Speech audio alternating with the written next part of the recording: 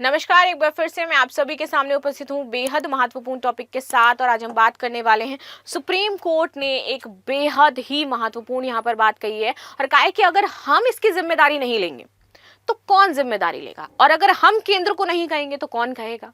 Right. तो हमारी जो न्यायपालिका है वो अश्लील कंटेंट को लेकर के बहुत ज्यादा अब सख्त हो गई और उसने बोला कि हमें 4 हफ्ते के भीतर, केंद्र को गाइडलाइन दी गई है कि 4 हफ्ते के भीतर इसको लेकर के कोई मजबूत नियम स्थापित करिए, वरना फिर एक्शन हमारे द्वारा लिया जाएगा। ठीक है। तो यहाँ पर अश्लील कंटेंट पर सुप्रीम कोर्ट ने बड़ा फैसला सुनाया है और बोला है गंदा कंटेंट रोकने तक लाखों लोग इसको देख रहे हैं, तो सरकार 4 हफ्ते में इसका रेगुलेशन बनाए।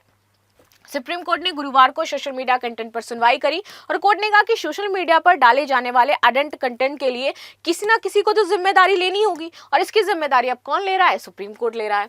सुप्रीम कोर्ट ने आज ये टिप्पणी इंडियाज गॉट लेटेंट से जुड़े केस में की थी और शो के आपत्तिजनक कंटेंट पर विवाद होने के बाद रणवीर अलाहाबादिया, समय रैना जैसे कई यूट्यूबर्स को सुर्खियों में ला दिया था। वैसे इन्होंने पैसा बहुत कमाया है सुर्खियों में आने के बाद। कोर्ट ने कहा कि जब तक अश्लील कंटेंट रोका जाता है तब तक ये लाखों लोगों तक पहुंच चुका होता है, तो हमारे रेगुलेशन का मतलब क्या हुआ जब पहुंच ही रहा है? तो इसीलिए केंद्र सरकार को जरूरत है कि वो बेहतर रेगुलेशन करे ना, और 18+ चेतावनी के साथ हर चीज को पब्लिश किया जाए, इसको देखना पड़ेगा। सुनवाई का संदर्भ तो मैंने आपको बता दिया क्या था, लेटेंट शो था। बेंच चीफ जस्टिस सूर्यकांत और जस्टिस ज्योमल्ला बागची ने इसकी सुनवाई करी। ठीक है। जो हमारे सीजीआई हैं नए बने, इन्होंने बोला कि मैं अपना यूट्यूब चैनल बना लूं और मैं कुछ भी बोलूं, किसी के प्रति जवाबदेह ना रहूं, ये कैसे चलेगा? किसी को तो जवाबदेह बनना पड़ेगा ना इसके लिए। जस्टिस बागची, अगर कंटेंट एंटी नेशनल या समाज के मापदंडों को तोड़ने वाला हो तो क्रिएटर जिम्मेदारी लेगा। वायरल होने से पहले ही हमें इसको रोकना होगा। वायरल हो जाएगा, सारी चीजें हो जाएंगी, उसके बाद आप जाकर के अगर कुछ कर रहे हो तो उसका मतलब भी नहीं हुआ। तो बिल्कुल सही बात कही गई यहाँ पर। कोर्ट ने सेल्फ रेगुलेशन यानी कि स्वनियम को अप्रभावी बताया है। उन्होंने बोला अगर हम एक्सपेक्टेशन कर रहे हैं ना कि ये लोग सेल्फ रेगुलेशन करेंगे, तो नहीं, इनके ऊपर दबाव बनाना पड़ेगा तब ये रेगुलेशन करेंगे। सेल्फ रेगुलेशन जैसी चीज नहीं है। स्वायत्त रेगुलेशन बॉडी की जरूरत पर जोर दिया गया, जिसमें जुडिशरी, मीडिया और अन्य विशेषज्ञों को शामिल करने की बात कही गई है। केंद्र सरकार का पक्ष क्या है? सॉलिसिटर जनरल तुषार मेहता ने कहा कि मामला केवल अश्लीलता का नहीं बल्कि पर्सविटी, विकृति का है। आईटी यानी कि इंटरमीडिएरी गाइडलाइंस एवं digital media ethics code rules 2021 पहले से लागू हैं, लेकिन यूजर जनरेशन कंटेंट के लिए नई गाइडलाइन तैयार हो रही हैं। सरकार ने अतिरिक्त 4 हफ्ते मांगे हैं ताकि ministry of information and broadcasting अंतिम ड्राफ्ट तैयार कर ले, जिसमें पब्लिक डोमेन में हम इसको डाल सके, नागरिक विशेषज्ञों के सुझाव ले सके एंड देन इसके बाद हम इसको पूरी तरीके से लागू कर सकें। कोर्ट ने सुझाव दिया है कि अडल्ट कंटेंट के लिए चेतावनी जरूरी है, जैसे कि 18+, शॉकिंग कंटेंट, इस तरीके से आपको लिख करके ही जारी करना होगा। संभावित प्रश्न, कोर्ट पर असर। यूट्यूब, इंस्टाग्राम, नेटफ्लिक्स जैसी कंपनियों को अब सख्ती से कंटेंट मॉनिटर करना पड़ेगा अपना, वरना बिना मॉनिटर के नहीं डाल सकते हो। वायरल होने से पहले हटाना होगा, वरना जुर्माना भी है और अन्य कार्रवाई भी है।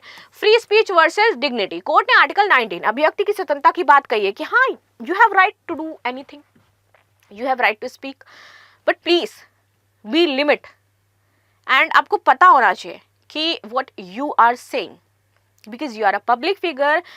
अगर मान लीजिए कि मैं कुछ इस तरीके की बातचीत कर दूं जो किसी एक समुदाय को हर्ट करे, किसी एक संस्था को हर्ट कर दे, तो what kind of civilian I am, what kind of civic sense I have। तो इस वजह से बहुत ज़्यादा ज़रूरी है कि आपको आर्टिकल 21 को भी देखना होगा कि दूसरों का भी सम्मानजनक जीवन जीने का अधिकार है, दूसरों को भी अच्छी चीज़ें देखने का अधिकार है, तो आप उसको मेंटेन करो। प्राथमिकता दी जाती है। पायलट प्रोजेक्ट में शुरू करके फ्री ऑफ स्पीच पर इसका असर देखा जा सकता है। अप्रैल 2025 में भी कोर्ट ने ओटीटी पर अश्लील कंटेंट को लेकर के नोटिस जारी किया था, जिसकी सुनवाई से जुड़ा मामला आज भी वापस से रेगुलेट हो रहा है। रेगुलेशन सेंसरशिप की बातचीत कही जा रही है। आईटी रूल की बात करें तो जिन्हें पूर्ण रूप से इंफॉर्मेशन टेक्नोलॉजी रूल्स 2021 कहा जाता है, भारत सरकार द्वारा सूचित किया गया है। इसकी धारा 87 के तहत इसको हम जानते हैं। ये नियम 25 फरवरी 2021 से गजट में प्रकाशित हुए थे और 2011 के पुराने इंटरमीडिएट जो गाइडलाइंस है उसको प्रस्थापित किया गया था। इसका मुख्य उद्देश्य ही यही था कि social media, OTT, news portal, fake news, अश्लीलता, हानिकारक कंटेंट, इस पर हम नियंत्रण स्थापित कर सकें। ये नियम 2 मंत्रालय द्वारा संचालित होते हैं। इसमें इलेक्ट्रॉनिक्स एंड आईटी मिनिस्ट्री है और साथ ही साथ इसमें इंफॉर्मेशन एंड ब्रॉडकास्टिंग मिनिस्ट्री आपकी शामिल है, जिस पे काम करती है।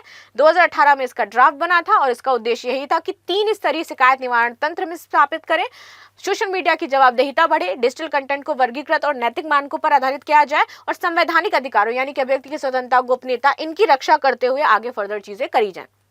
ठीक है।